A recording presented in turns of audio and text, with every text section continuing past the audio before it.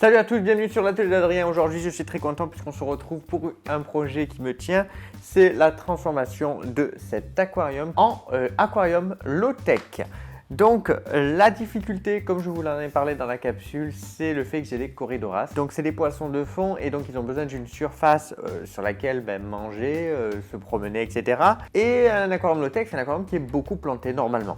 Donc on va devoir pallier à ça et pour ça on va faire donc une zone en fait sur le côté qui va être une zone de sable. Il faut savoir que les corydoras aiment beaucoup le sable. Pour se nettoyer, ils le prennent en bouche, ils se nettoient les branchies avec. Donc ils aiment beaucoup ça, donc on va leur en donner pour cet aquarium low-tech. Et autour on va mettre des cachettes, donc les noix de coco qu'on a fait, mais aussi il y a quelques racines. Le but est qu'ils aient le maximum d'espace pour eux et de cachettes, mais aussi que derrière l'aquarium soit le maximum planté pour pouvoir enfin retirer la filtration de ce bac. Avant toute chose, j'aimerais dire, parce que j'ai reçu des commentaires sur les autres vidéos de mes low-tech, c'est un low-tech, oui. Même s'il y a un chauffage, même s'il y a un éclairage ou qu'il y a de la manado, ça reste un low-tech. Je ne fais pas du no-tech. Chacun a sa description différente des aquariums low-tech. Déjà, le fait qu'il n'y ait plus de filtration, c'est un gros plus. Dans un premier temps, je pense qu'il y aura ensuite une petite pompe à brassage et en frais, il n'y aura plus rien comme pour le low-tech de 160 litres que j'ai. Mais oui, il y a toujours un chauffage parce que j'ai des poissons qui ont besoin d'une eau chaude et leur bien-être passeront avant le fait de vouloir faire un low-tech. Donc oui, il y a un chauffage, oui, il y a un éclairage, mais c'est quand même un aquarium low-tech où la filtration va se faire avec les plantes. Donc là, ça va être beaucoup de boulot, surtout de retirer les poissons, les mettre dans un bac. Comme vous le savez, il y a eu une explosion de bébés en cistrus. Ça va me permettre de les récupérer, de les mettre dans un bac à part pour tout simplement arriver plus facilement ensuite à les donner. Donc je vais essayer de vider le bac entièrement pour pouvoir travailler au sec et retirer donc tous les poissons, mais ça risque de pas être une chose quand même des plus évidentes parce que les bébés en cistrus c'est quand même très petit.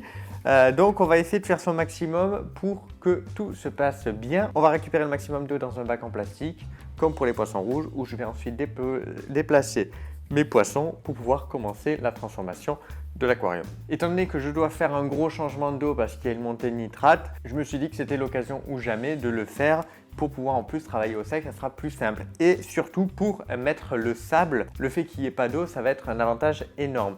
Pour le sable, j'ai utilisé le sable du Gardon que vous avez pu voir dans certaines vidéos de mes terrariums, donc du sable que j'ai récupéré sur le bord du Gardon, quand il y a des crues. Ensuite, quand l'eau redescend, elle laisse du sable, j'en ai récupéré. Je l'ai rincé énormément, je ne sais plus combien de fois j'ai rincé. Les gens qui ont déjà rincé du sable le savent, c'est beaucoup de rinçage. Là en plus c'est du sable de l'extérieur donc c'est encore plus de rinçage avec de l'eau aussi à un moment, des fois avec de l'eau très chaude pour vraiment être le plus tranquille possible au niveau du sable. Donc ça a été beaucoup de boulot, c'est déjà préparé. Donc là je vide, je déplace les poissons et on commence à travailler au sec. Donc pour le vider facilement, moi j'ai une filtration externe, donc je vais pouvoir récupérer le tuyau et le mettre dans une bassine. Mais sinon, vous pouvez fabriquer un petit système comme j'ai utilisé pour mon aquarium à poissons rouges, par exemple. C'est une petite pompe que vous mettez sur laquelle vous branchez un tuyau et il vous suffit de la plonger dans l'eau pour pouvoir ensuite vider votre aquarium. C'est quand même plus sympa qu'utiliser les pompes manuelles. Ok, on se retrouve plusieurs heures plus tard. Les poissons sont dans un bac en plastique avec leur chauffage. Tout va bien. Ça a été très long. J'ai 56 bébés en cistrus. C'est un truc de fou. Du coup, j'ai déplacé légèrement la racine qui est ici, qui avant était un petit peu plus de travers. Tout ça, là, je l'ai vraiment mis collé contre le fond. Donc elle fait une sorte de petite caverne de l'autre côté, elle est collée contre la vitre, mais donc ça fait une petite caverne, une petite cachette par exemple pour l'ancistrus, donc là il sera bien. J'ai, comme vous pouvez le voir ici, fait une cuvette dans laquelle va être mis le sable. Pour l'instant j'ai posé cette racine là et la noix de coco, c'est juste pour me donner un petit peu une idée, je ne sais pas sûr qu'ils vont rester comme ça. En tout cas, voilà pour le moment comment je vais l'aménager. Là, on va aller mettre le sable du Gardon qui a été, comme je le rappelle, énormément rincé.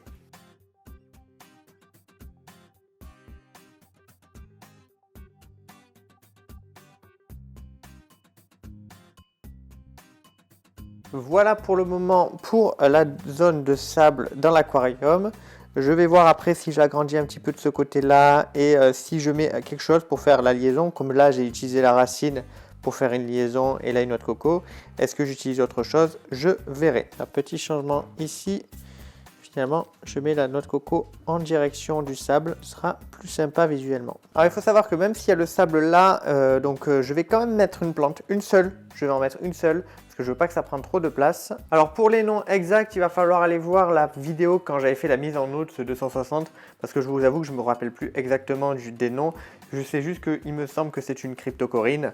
Et puis voilà. Elle s'étend pas trop en largeur, elle fait des feuilles très hautes. Ça fera donc des plantes pour se cacher, mais aussi pour habiller un petit peu cette zone de sable. Pour l'arrière du plan, je vais mettre de la Vallisneria, mais la Gigantae, donc celle qui fait des feuilles très larges. Parce que j'ai une autre variété de Vallisneria qui sera dans le bac.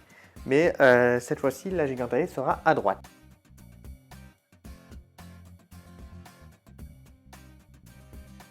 Alors j'aurais pu couper la tige qui relie donc la grosse à la moyenne et qui relie ensuite à la petite, mais étant donné qu'elles sont encore, elle est encore toute petite, je ne sais pas si celle-ci aura assez de force pour subvenir à ses besoins plus ses besoins à elle, donc je préfère la laisser connectée à la grosse. Hop, la difficulté avec ce genre de plante, c'est les grandes feuilles.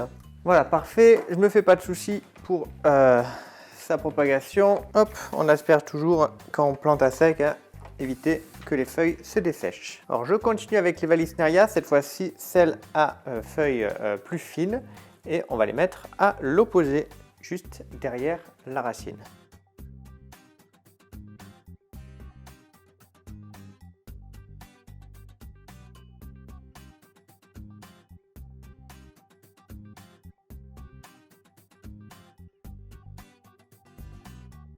Ok, donc pour les Vallisneria, c'est bon, mais j'ai pas fini avec cette racine puisque je compte y coller ici la fougère de Java. Elle va être juste ici collée contre cette racine-là cette fois-ci. Ok, alors ma grosse fougère de Java, je l'ai séparée en plein de petites pousses différentes. Comme ça, on va pouvoir bien habiller la racine et elle va pouvoir s'étendre tranquillement parce que là, elle faisait plein de branches qui se mangeaient les unes sur les autres, c'était un petit peu le bordel. Donc là du coup on a fait plein de petites pousses différentes et elle va être à l'aise sur la racine tranquillement. Hop, on sèche un petit peu la zone, ce sera plus facile pour la colle.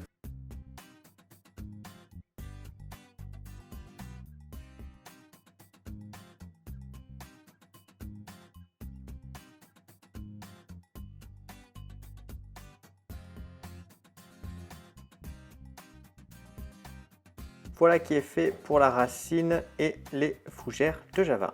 Vu qu'on n'a pas les doigts encore entièrement collés et qu'il nous reste de la peau, on va continuer de coller puisqu'on va utiliser les Anubia Nana que l'on va mettre donc sur les noix de coco. Je vais en mettre sûrement sur cette racine là et il y en a pas mal à mettre et à coller. Alors au boulot!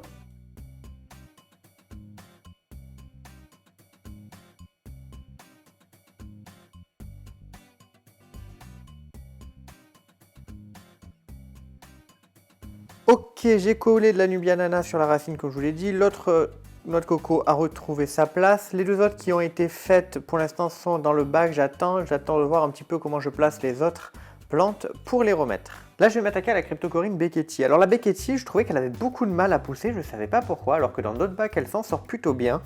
Et je me suis rappelé que c'était une Beckettii qui avait subi une taille rase suite à un souci d'algues. Et en fait, quand je l'ai un peu regardé à l'intérieur, ce qui s'est passé, c'est qu'après avoir taillé la Beckettii, au lieu d'avoir une seule pousse qui reprend, j'en avais plein. Là, j'ai plein de pousses de Beckettii différentes. Elles étaient toutes regroupées au même endroit. C'est pour ça qu'elles ont fait un système racinaire si long, parce qu'en fait, elles allaient chercher les nutriments le plus loin possible, parce qu'elles se bouffaient entre elles littéralement. Donc du coup, je les ai toutes séparées. J'ai plein de petits pousses. Alors là, je vais les planter. Concrètement, normalement, elles vont grossir. Donc, pour l'instant, ça va faire un petit tapis, ça va être sympa, ça va être joli. Après, il faudra que je les change, il faudra que je les retire, je les mets dans d'autres bacs, etc. Parce que sinon, ça va faire trop volumineux. Mais en tout cas, voilà, j'ai un bon petit stock de Beckettii. Pour celles qui ont des systèmes racinaires très très longs, je vais les couper pour leur donner plus de force. Et puis, c'est parti, à la plante.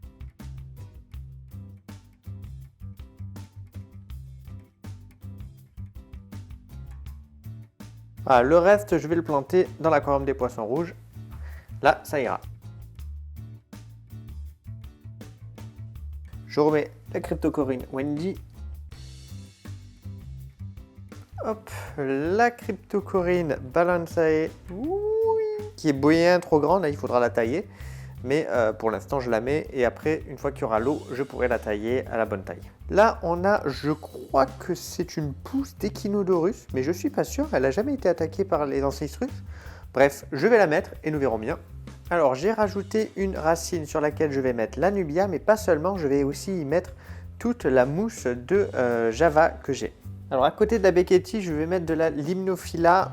C'est celle qu'il y avait depuis que je l'ai plantée. Elle n'a pas énormément pris parce qu'elle se fait manger par les tétras en fait. Donc là, je dois faire une coupe au low-tech, peut-être que je vais en rajouter. Je sais pas, j'espère qu'un jour elle finira par arriver à bien prendre et à faire son travail de plante rapide. Ok, je prends le pari de ne pas mettre de séparation de pierre ou quoi entre le sable et la manado. J'espère que ça ne va pas trop se mélanger et qu'on verra bien la séparation que j'ai voulu faire entre les deux. Donc là, j'ai remis toutes les plantes que j'avais déjà dans ce bac dans l'aquarium. Je vais le remettre en eau pour voir bien à peu près maintenant comment c'est positionné. Avec les plantes un peu longues et tout, c'est pas évident de tout voir. Une fois que l'eau est remise en place, je pourrai voir quelles plantes je peux ajouter et où ça. Commencer à voir un petit peu les pousses que je peux récupérer dans quel autre bac. Voilà, on se retrouve 2 jours après. 2 jours après les changements donc, dans le low-tech. Je ne l'ai pas fait directement parce qu'il était tard, parce que les poissons venaient à peine d'être remis. Donc par exemple les nez rouges ne nageaient pas, ils avaient perdu leur couleur, etc. Donc j'ai préféré attendre un petit peu que les poissons sont plus à leur aise pour pouvoir tourner cette fin de vidéo. Les petits changements qu'il y a eu, donc vous le voyez malheureusement, hein, j'ai un petit peu de manado qui va sur le gravier. Bon, ça, j'y peux pas grand chose, hein. Même si je mets quelque chose pour fermer ici, je pense que je pourrais pas empêcher les poissons d'envoyer un petit peu de manado dessus. Mais c'est pas grand chose, de temps en temps, je leur repousse un petit peu. Et le tour est joué. Sinon, au niveau des plantes, j'ai rajouté des pousses de celle-ci où j'oublie toujours le nom. Clairement, celle-là, j'arrive pas à me rappeler. La Limnophila, j'ai rajouté des pousses aussi du low-tech. J'ai rajouté de la cryptocorine Wendy ici. Alors celle-ci, c'est celle qui est dans le low-tech, que j'ai pas mal taillé d'ailleurs dans le low-tech. Et donc j'en ai rajouté quelques pousses ici. J'ai oublié le nom, pareil, si vous voulez le voir, suivez les capsules du low-tech, le nom de la plante. Mais là, on est pas mal, je suis plutôt content. J'ai aussi rajouté de la mousse de Java pour agrandir un petit peu tout ça. Honnêtement, le rendu me plaît bien. En termes de surface, plante de surface, on a des lentilles et des salvinia qui m'ont été envoyées par l'un de vous via le Discord. Donc encore une fois, merci. Elles prennent bien dans tous mes bacs. Évidemment, pour l'instant, la pompe est toujours là. Au niveau des plantes, il y en a d'autres qui seront ajoutées. Je pense qu'il va falloir que je rajoute quelque chose ici. On a remis les petits brins de Bacopa qu'il y avait, mais clairement, c'est pas ça. On n'est pas sur, sur la Bacopa la plus jolie actuellement. On va voir, on va attendre un petit peu que les choses se font, que les plantes poussent surtout. Je vais mettre un petit peu de CO2, comme j'ai fait pour mon low-tech, comme j'ai fait pour mon poisson rouge. Au début, je vais mettre un petit peu de CO2 histoire de pouvoir vraiment lancer le rythme, que les plantes se prennent bien dans leur nouvel environnement et qu'elles commencent vraiment bien à pousser, histoire de vraiment démarrer la chose. Je ne compte pas laisser le CO2 évidemment, vu que c'est un low-tech, mais voilà, je compte le mettre histoire de starter un petit peu tout ça et voir un petit peu ce que ça va donner. En tout cas, j'espère que la vidéo vous a plu, j'espère que vous avez passé un bon moment. Merci de l'avoir regardé. Je vous dis à très vite pour de prochains contenus, tout simplement. Jeudi prochain, 17 h. Ciao, ciao tout le monde.